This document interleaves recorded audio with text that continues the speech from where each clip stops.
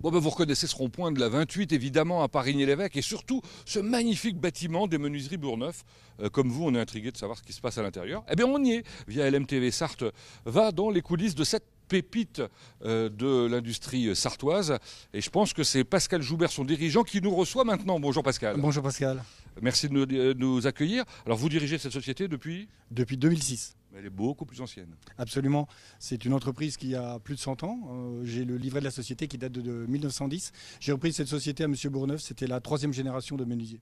D'accord. Alors son prénom, lui, c'est Gérard, je crois ? Son prénom, c'est Gérard. Son papa, c'était René. Et son grand-père, c'était Hippolyte. Bravo, vous connaissez bien l'histoire alors. Et alors Gérard l'avait déjà bien développé. Oui, c'était déjà une société d'une quarantaine de personnes qui faisait 3 millions d'euros de chiffre d'affaires. Depuis, ça a continué. Croissance, très belle croissance à 2 chiffres. Oui, une belle croissance. Aujourd'hui, Bourgneuf, c'est 75 personnes, c'est 12 à 13 millions d'euros de chiffre d'affaires. C'est une agence à Paris, une agence à Lyon, des projets sur toute la France et même un peu à l'extérieur. Ça ne pouvait qu'intéresser un grand groupe ? Absolument, il y a 2 ans, donc on a été racheté par le groupe L'Oréal de Chartres. Très bien. Pour être complet quand même, avant de présenter en détail l'activité, c'est pas seulement de la production. Hein. Absolument pas. C'est d'abord de la conception sur des produits très techniques et très compliqués. C'est de la fabrication que vous allez découvrir ici et aussi de la pose. Nous sommes aujourd'hui vraiment des acteurs principaux du bâtiment. On pose 85% de notre production. Bon, on y va ? On y va. Pascal, qui est-ce qui peut nous présenter l'activité ? Je vais vous laisser en compagnie de Guillaume. C'est lui ? Absolument. Ah bah ça tombe bien. À tout à l'heure.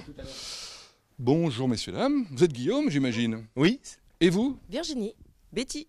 Très bien. Je vous l'enlève quelques instants parce que c'est vous qui présentez l'activité. Quelle est votre fonction ? Responsable commercial. Très bien. Vous n'êtes pas seul en tant que commercial, j'imagine ? Non, j'ai un collègue qui s'occupe de l'agence de Paris et puis un autre collègue ici. Très bien.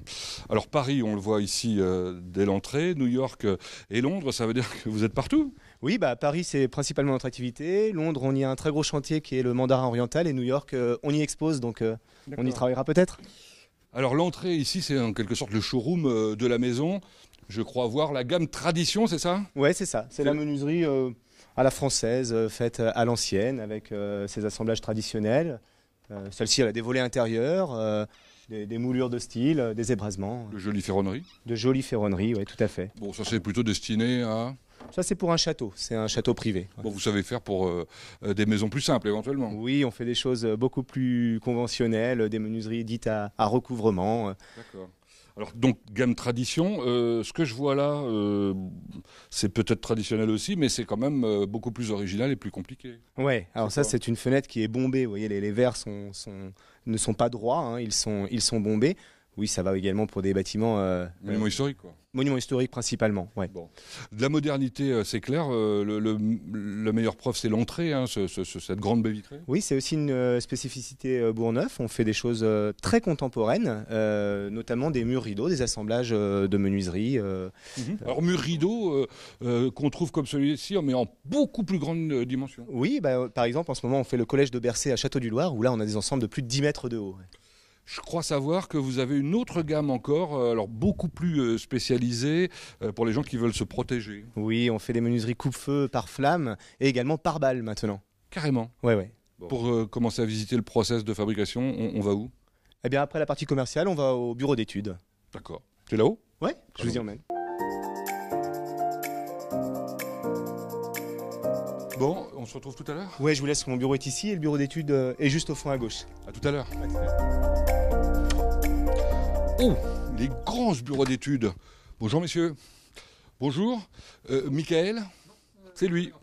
Allez, j'avais une chance sur 2. C'était pas la bonne. Bonjour Michael. Bonjour. Alors le bureau d'études dans une entreprise comme Menuiserie Bourgneuf. D'abord, ça représente combien de personnes ? Donc nous sommes 4. D'accord. Loïc, Christian et Aurélien, plus de moi. Ok. Votre métier, c'est évidemment de concevoir ce qu'on va fabriquer. Exactement. En fait, nous concevons et réalisons des ouvrages menuisés, aussi bien des menuiseries intérieures qu'extérieures, comme du mur rideau. On a cru comprendre que c'était un peu complexe quelquefois. Ce sont à chaque fois des œuvres quasiment uniques, quoi. Enfin, même si vous faites des petites séries. Chaque chantier a son approche différente et sa typologie de gamme différente aussi. Votre travail consiste à partir d'une gamme, à aménager la gamme pour que ça corresponde à la demande? Oui, en fait, nous disposons donc de nos propres gammes, mais cette gamme peut être personnalisée en fonction de la demande chantier et architecturale. Ça veut dire qu'il y a des allers-retours entre le bureau d'études, quelquefois, et le client. Régulièrement. Ça veut dire aussi de temps en temps que vous êtes obligé d'aller sur les chantiers? Oui, ce que nous aimons bien faire avec mes collègues, c'est au moins de se rendre une première fois avec le chargé d'affaires, donc pour s'imprégner donc du chantier et de visualiser un petit peu toute la tâche qu'il y a à effectuer. Vous étiez en train de travailler sur quoi? Donc là, à ma droite, on a un chantier de menuiserie par flamme une demi-heure. De menuiserie par flamme une demi-heure, ça veut dire quoi? Donc ce sont des menuiseries qui ont pour but de limiter la propagation du feu. Pendant une demi-heure? Pendant une demi-heure. Parfait. Il y en a des plus longues? Nous allons jusqu'à 1 heure. D'accord. Et ça, c'est une particularité de chez vous, je crois. Et à gauche, c'est quoi? Donc à gauche, on a quelque chose de plus patrimonial puisqu'il s'agit en fait des menuiseries de la façade Eiffel des Galeries Lafayette d'Angers. Sur lesquelles vous êtes en train de travailler. Exactement. Bon, on va aller découvrir comment tout ça se fabrique. C'est quoi l'étape suivante? C'est le service ordonnancement chez Xavier. Donc si vous faites ça, c'est que c'est en face alors. Exactement. Ok, on y va.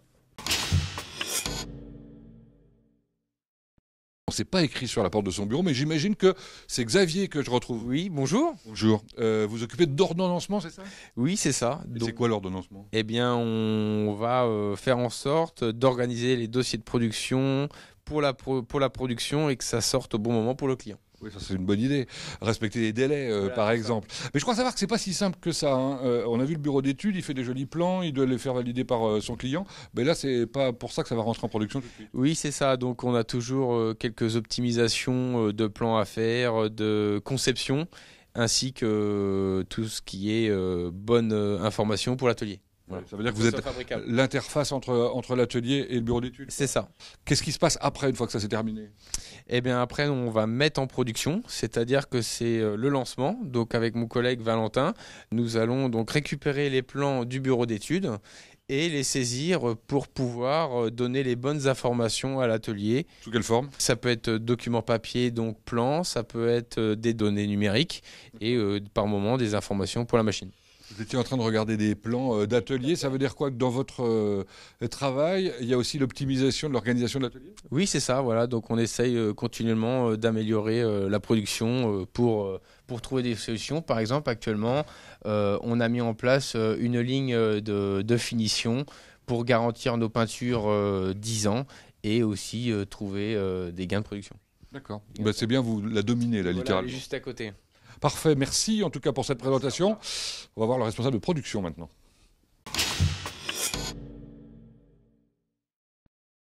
Eh ben on va commencer à découvrir de la production par l'extérieur, c'est étonnant, non? Et je crois que c'est avec Pierre. Oui, enchanté, bonjour. Qu'est-ce que vous êtes en train de faire? Alors je suis en train de regarder le bois, le contrôler, voir s'il est conforme, s'il va me convenir à faire de la belle menuiserie. Alors on peut dire que c'est ici même que tout commence et tout finit, quoi. Ici on reçoit la matière première, du chêne, du mélèze, des bois exotiques, en massif, en lamellé collé.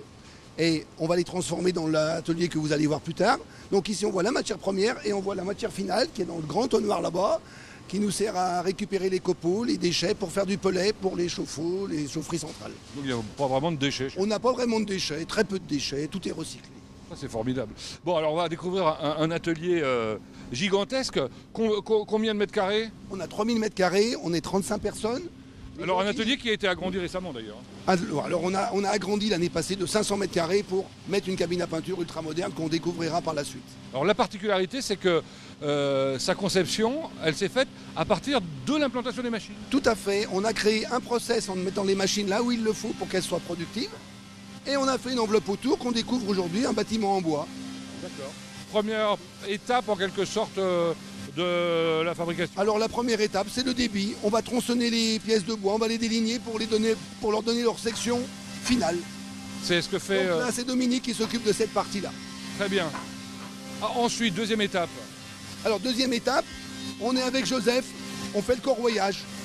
Les pièces sont brutes, on va faire les faces parallèles pour qu'elles soient propres et qu'elles soient finies. Alors la particularité de cette jolie machine là... Donc on a une machine ultra moderne avec un retour à l'opérateur pour éviter la fatigue et que ça soit très efficace dans le temps. Alors lui il est efficace aussi pour ranger. Hein. Très efficace, Joseph. Il est incroyable. Très méthodique. Ah oui, c'est formidable ça. Alors Pierre, en quoi ça consiste l'usinage? L'usinage consiste à usiner l'ensemble des pièces de bois qui constituent une menuiserie. D'accord, alors on va découvrir ça. Donc avec Mickaël. Bonjour Mickaël. Bonjour, Votre métier c'est? menuisier. Menuisier, ça veut dire que vous savez raboter, Oui. découper, Oui, exactement. tout Assembler. faire ça manuellement. bon. Et là vous y touchez plus au bois? On n'y touche quasiment plus. Avec la modernisation, donc on est sur des machines maintenant, donc plus évolué. Donc un centre d'usinage. Bon, Centre d'usinage. ça commence quand même par... Voilà, donc ça sort de la 4 faces. J'ai reçu mes pièces de bois. Ils sont codifiés. D'accord. Après, j'ai des plans qui sortent du bureau d'études. D'accord. avec des dossiers. Mon listing à moi, il est là. Oh là là, ça en fait quelques-unes là, des pièces. Hein. Ça fait quelques-unes de pièces. Donc je rentre tout dans mon ordinateur. Ensuite, je mets les pièces sur le tapis. D'accord. Je démarre la machine. Alors la machine, elle a deux éléments, elle comporte deux éléments. Voilà, bien distincts. Je peux les utiliser séparément. La première fait tous les bouts. Et la deuxième, tout le profilage. D'accord. Ensuite, je récupère sur le tapis de sortie. Le tout dure combien de temps à peu près? À peu près 1 minute. Ah oui, c'est rapide. Le temps de tout passer. Et vous sortez beaucoup de pièces dans 1 heure, alors c'est ça que ça veut dire. Hein. Ça peut. Quand c'est tous les mêmes fenêtres, ça sort beaucoup. Le centre d'usinage, il a déjà quelques années. Il a 10 ans. D'accord. En face, j'ai l'impression qu'il est un peu plus moderne. Tout à fait. Donc c'est un 5 axes qui permet de faire toutes les pièces cintrées. Avec deux collègues là. Oui, Charles et Jérémy. Donc un peu plus sophistiqué, ça permet de répondre Voilà. à plus de Ça demandes. fait un peu les choses un peu bizarres. Merci pour cette présentation. De rien. Qu'est-ce qu'on va découvrir maintenant? On va découvrir la mise en bois. D'accord. Bon, on fait un petit peu de marche à pied hein, pour Oui, contourner c'est un le peu centre long d'usinage. chez nous. C'était quoi l'étape entre les deux là, avant de découvrir la mise en bois? Alors c'est le rassemblement des pièces, c'est le cadrage. Donc on fait une action de collage pour rapprocher les pièces de bois pour faire des cadres. Alors, faut On deux a personnes. rencontré Julien et Mathé, qui étaient à la cadreuse. Alors Mathé, c'est quelqu'un des compagnons du devoir. Il fait une formation chez nous pendant 1 an. Il vient est d'où? hongrois. Ah, il est hongrois. Ok. Bon, oh là là, il y a du monde là. Ça travaille, il y a beaucoup de personnes sur cette mise en bois. C'est quoi? C'est l'assemblage de Alors pièces? la mise en bois, c'est le rassemblement des ouvrants et des dormants pour réunir toutes les pièces de bois afin de parfaire la menuiserie. Bah, c'est là qu'on voit si on s'y est bien pris. Bon, il y a beaucoup de production là, il y a beaucoup de Donc là, il y a beaucoup choses de qui se font. menuisiers parce qu'on produit beaucoup de menuiseries en même temps. Donc on voit différentes typologies. Il y en a qui sont en chaîne. Ça va à l'université de Lyon.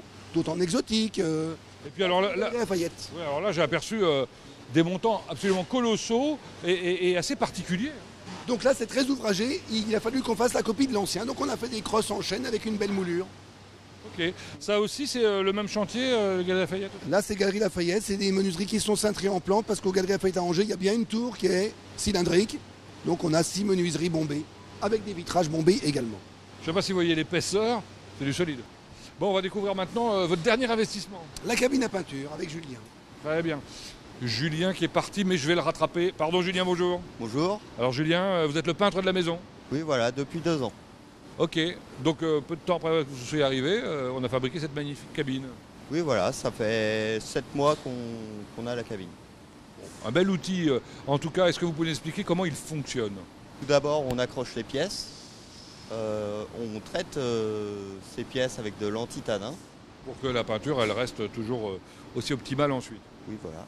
Suite à ça, il y a 20 minutes d'égouttage pour éviter les traces. Puis 30 minutes de séchage. Ok. Ensuite, ça sort là en face de nous, ça revient pour passer au milieu d'un cadre. Oui, voilà, ce cadre-là, c'est un scanner qui sert à scanner les pièces pour que le robot puisse savoir quelle pièce il a à peindre. Et on voit le robot travailler derrière. Revoici la pièce qui arrive d'ailleurs. Qu'est-ce qui lui arrive à cette pièce ensuite?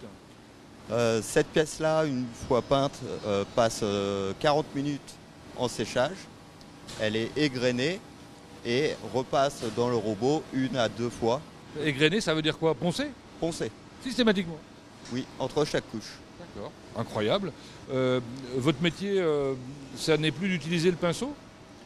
Si on l'utilise encore pour tout ce qui est accessoires ou petites pièces ou retouches de peinture, voilà.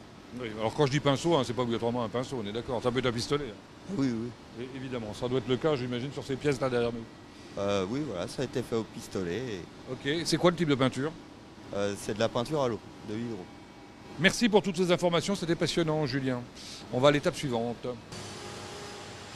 Petite pause, Pierre, avant de voir le vitrage, parce que dites donc, c'est un monument, cette œuvre-là. De quoi s'agit-il? Alors c'est 3 ensembles menuisiers d'inspiration Art Nouveau. En chêne, c'est des Galeries Lafayette. Encore et toujours. Dites donc, c'est particulièrement épais, ça. Donc on a mis un peu d'épaisseur parce qu'avant c'était du simple vitrage et maintenant c'est du double. Donc c'est plus lourd et plus épais. Plus lourd, plus épais, plus étanche. Bah oui, évidemment. J'espère bien. Ça mesure quoi? Ça mesure 5 mètres par 2 mètres 40 environ. Bon, allez, on va au vitrage. Alors là, je suis carrément impressionné. Ça grouille dans tous les sens. Ils sont combien? Alors ils sont 5 personnes à la pose du vitrage. Oui, enfin, c'est pose de vitre, pas seulement. Il y a des gens qui, visiblement, font de la finition. Il y a de la finition, il y a des cadres par close à mettre en place. Et je crois que c'est Florian qui est en train de poser justement son vitrage. Bonjour Florian. Bonjour. Avec une sacrée machine, comment ça s'appelle ça? Un palonnier. D'accord. Bon, avant vous faisiez ça à la main, j'imagine? Eh oui, on portait tout à la main. Ça doit être un peu lourd. Dites donc, je suis assez surpris là. Je vois qu'il y a des choses qui sont déjà à l'intérieur de la vitre. Oui, c'est ce qu'on appelle des petits bois fictifs en fait, ce qui donne l'illusion d'avoir 3 carreaux sur la menuiserie. D'accord, parce que il va y avoir quelque chose qu'on va mettre devant. Oui, là. on va mettre un cadre par close pour fixer le carreau sur la menuiserie. Vous me montrez ça? C'est Voilà. ça. C'est un cadre comme ça. C'est tout prêt. C'est tout prêt, ça arrive déjà fini. D'accord. Et celui-là, je crois qu'il est spécifique Oui, à un parce que client. C'est une moulure spéciale qu'on a reproduit juste pour ce client-là. D'accord. Elle paraît relativement simple. Bah simple, pas tant que ça finalement. Je peux vous montrer un échantillon avec une entaille à mi-bois. D'accord. Et ça, c'est une machine qui prépare tout ça. Exactement, qui fait les entailles, qui prépare les Fabuleux. petits bois. Fabuleux. Bon, alors, on pose la par clos, j'imagine. Oui, avec le cloueur. C'est notre petite spécificité. C'est-à-dire qu'on peut pointer en invisible. On ne verra plus la pointe. Exclusivité Bourgneuf, alors, si je comprends bien. Exclusivité Bourgneuf. Bon, une fois que ça c'est fait, j'ai toujours pas vu de joint. Comment tout ça, ça tient? Ensuite, quand l'ouvrant est terminé, on envoie l'ouvrant dans la siliconeuse, où on va faire un joint en silicone pour étancher la menuiserie. Et après, c'est fini? Et après, ça part à l'expédition. Génial. Bah, c'était clair. Merci Florian. De rien. Une fois n'est pas coutume, on termine la visite d'un atelier par un bienvenu. Oui, bah c'est l'expédition, donc c'est l'entrée et la sortie. Ah oui, Avec Stéphane, le responsable, et puis Yannick, son second. D'accord, ceci explique cela. Bonjour Stéphane. Bonjour. Alors Stéphane, je sais que c'est assez particulier l'expédition chez vous parce que tout est transporté par des transporteurs indépendants. Oui, tout à fait. Dès que les menuiseries sont terminées, j'appelle les clients pour leur déterminer un jour. Et puis j'appelle les transporteurs selon où vont les camions. S'ils vont sur Paris, c'est un camion spécial. Si ça va sur Lyon, c'est un autre camion. Tout dépend de la hauteur aussi des menuiseries. Il y a combien de camions par jour comme ça qui transportent? De 3 à 4 camions par jour qu'on change. Ah, quand même. Bon, reprenons le cheminement. Qu'est-ce qui se passe quand ça sort du vitrage là-bas? Une fois que ça sort du vitrage, ça arrive sur les stockers. C'est ce que fait Yannick? En fait, il récupère les menuiseries du stocker pour les mettre sur le convoyeur. D'accord. D'accord. Là, c'est ce qu'il est en train de faire. Là. Et une fois que c'est sur le convoyeur, après, il prend les ventouses. La mobilette, là, oui. Ouais, c'est ce qu'on peut appeler une mobilette, si vous voulez. Mais ça va moins vite. Et après, donc, qu'est-ce qu'il fait? C'est qu'il met la ventouse et il met la menuiserie après sur la palette. Très bien. Alors que devient la palette ensuite? Une fois qu'il a sanglé, on met un feuillard quand même pour solidifier la palette. Après, il met un coup de film. Ça permet aussi de solidifier puis de protéger aussi la palette de la poussière. Bon, bah merci Stéphane pour la présentation de l'expédition. Je vous en prie, au revoir. Au revoir. Bon, bah c'est ainsi que se termine cette séquence. On termine là où on a commencé, près du Haut-Vent. Ah bah tiens, je vois une drôle de menuiserie là. J'ai l'impression que les vitres sont un peu cassées. Ouais, elles sont cassées. C'est des essais par balle pour homologuer nos menuiseries pour les essais de tir de Kalachnikov. Je comprends. Bon, bah il ne me reste plus qu'à partir à Angers au Galeries Lafayette. Oui, tout à fait, c'est pour la pause. Vous pouvez y aller avec ça? Vous pouvez y aller, c'est ce qui nous sert au déplacement dans l'atelier. Ah oui, tellement il est grand, je comprends. Voilà. C'est électrique? C'est électrique. Bon, bah j'essaye alors, merci. Ok, bonne route.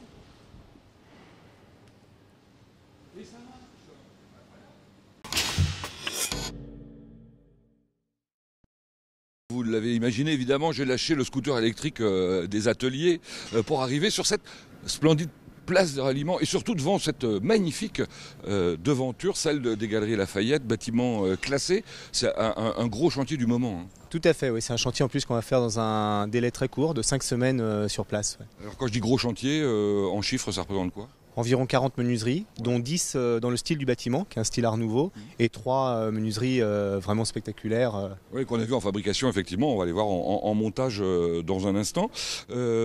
Petite précision, certaines de ces menuiseries étaient carrément obturées, cachées. Oui, et l'ambition du groupe Lafayette, c'est d'amener maintenant de la lumière naturelle dans leurs magasins, créer des espaces de convivialité, de bien-être pour leurs clients. Bon. Qui est-ce qui est à la manœuvre pour faire ce chantier chez vous? Alors c'est Adrien qui est un conducteur de travaux en formation qui vient d'arriver chez nous le mois dernier. Ah, je crois savoir qu'il vient des compagnons du devoir, comme vous d'ailleurs, non, et comme d'autres. Oui, on est beaucoup. Moi c'est ma formation initiale et on est quelques-uns de l'entreprise, oui. Des gens qui aiment leur métier, comme ceux qui ont construit d'ailleurs le bâtiment certainement. Une structure Eiffel qui a été découverte au moment de la restauration, m'a-t-on dit. On va aller voir ça maintenant. Allons-y.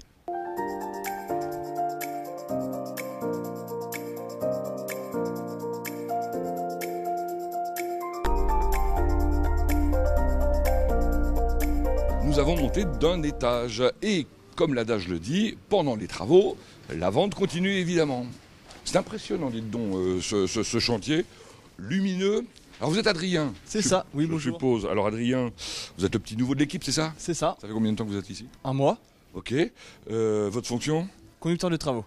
Conducteur de travaux, ça veut dire que vous avez en responsabilité une équipe, la coordination? Combien de personnes? À peu près 8 personnes. Dont un chef d'équipe, 3 ouvriers qualifiés et 3 ouvriers non qualifiés pour la manutention. Et puis on le voit ici, des fenêtres cintrées, des droites. Évidemment, il y a celle dont on parlait tout à l'heure avec Guillaume, splendide, immense. Combien de temps par exemple pour installer ça? À peu près 2 jours et plus une journée de finition. Carrément.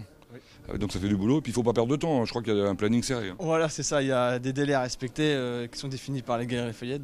D'accord, donc là je suis en train de vous embêter, je vais vous laisser travailler alors. Merci et bravo. Merci à vous. Voilà. Quant à nous, Guillaume, on repart vers Parigny-l'Évêque.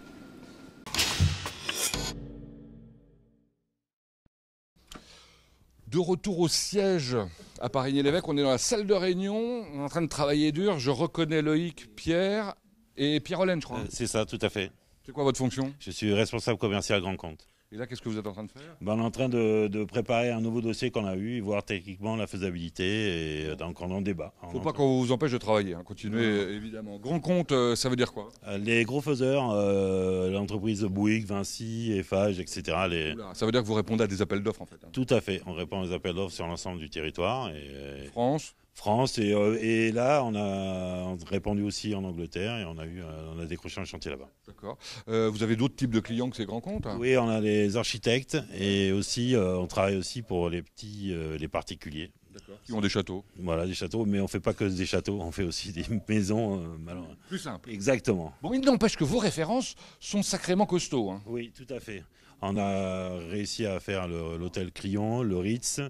On vient de finir l'hôtel Fauchon à la Madeleine et le chantier en dehors de la France, c'est le Mandarin à Londres qu'on vient de réaliser et qui est en train de se finir. Là. Mais le truc du siècle, on m'a dit quand même pour vous, c'est Lyon, non? C'est Lyon, oui. C'est quoi l'université de Lyon. C'est un projet sur quelques années pour 8 millions d'euros, donc c'est assez conséquent pour nous, quoi. C'est plutôt sympa, effectivement. Ouais, tout à fait, tout à fait. Bon, et sur le Mans, il n'y aurait pas quelque chose? Mais là, justement, en train de parler, on vient de décrocher les tocs de Mazie au Mans. Donc, c'est le dossier qu'on est en train de travailler. Exactement. Bon, on va regarder à quoi ça ressemble. Merci. De rien, merci beaucoup. Dernière visite avant la fin de l'émission, c'est le dernier bureau avant celui du directeur. Je pense qu'il s'agit de Christelle. Bonjour Christelle. Bonjour Pascal. Alors quelle est votre fonction ici? Comptable et au service du personnel. Parfait. Comptabilité, il n'y a pas grand-chose de changé depuis l'arrivée au groupe Laurier? Non, une remontée mensuelle, c'est tout. Très bien. Pour le personnel, alors j'ai l'impression que vous ne devez pas avoir beaucoup de travail, puisqu'il n'y a pas beaucoup de turnover, non? Non, pas du tout. Ouais. Non, juste un problème de recrutement de personnel, c'est tout. Aïe. Vous cherchez qui? Des menuisiers ateliers. D'accord. En ce moment? En ce moment. Combien? 3 personnes. Bon voilà, à bon entendeur, salut évidemment. Il y a aussi un peu d'alternance chez vous, de formation? Oui, nous avons des contrats pro qui sortent des compagnons du devoir et 2 apprentissages. Très bien. Je vois que vous avez un journal interne là? Oui, nous avons un journal que nous diffusons tous les ans. Une fois par an, à Noël, où apparaissent les événements familiaux, les chantiers, les photos de chantier. Ça permet de valoriser un peu l'activité. L'activité de la société. Bon, un peu d'ambiance et de bonne ambiance, on l'a vu, tout le monde a l'air d'être heureux. Tout le monde est content, je pense. Il y a quelques fêtes de temps en temps? Oui, un barbecue par exemple, au mois de juillet, et puis à Noël, un repas de fin d'année. Et ben voilà, ça soude. Tout à fait. Évidemment. Ça permet de se retrouver dans d'autres contextes. Merci Christelle. Je vous en prie. Traditionnellement, la dernière séquence, c'est évidemment chez le directeur général, Pascal Joubert. Merci de nous avoir accueillis dans cette magnifique entreprise. Avec plaisir. Joli point de vue, dites donc. Oui, absolument. C'est plutôt sympa. Jolie fresque aussi. Oui, ça c'est un cadeau de mon équipe pour mes 10 ans chez Bourgneuf. Donc sérigraphie de quelques réalisations sur une plaque métal. Un beau cadeau. C'est le moins qu'on puisse dire. Alors, vos 10 ans, ça fait 2016, ce ne serait pas le moment du rachat par le groupe Lorillard. Pourquoi vous avez mis en vente ? En fait, je n'ai pas mis en vente. C'est le groupe qui est venu me chercher. J'ai trouvé un intérêt parce qu'on a fait une croissance importante sur les 10 années. Et je me disais, pour pouvoir continuer effectivement ces développements, il valait mieux s'adosser à une structure financière plus importante. Comment se situe votre entreprise à l'intérieur du groupe ? Alors, le groupe Lorillard est un groupe qui est 100% dans la menuiserie, également en pose, mais qui fait du PVC, du bois et de l'alu. Et notre secteur à nous, on est la gamme premium bois du groupe Lorillard. Vous avez une parfaite autonomie à l'intérieur. Hein. Absolument. L'avantage, c'est qu'on a su garder notre totale autonomie pour le développement. Alors, puisqu'on parle de développement, vous avez considérablement grossi en peu de temps. Ça va continuer ? J'espère.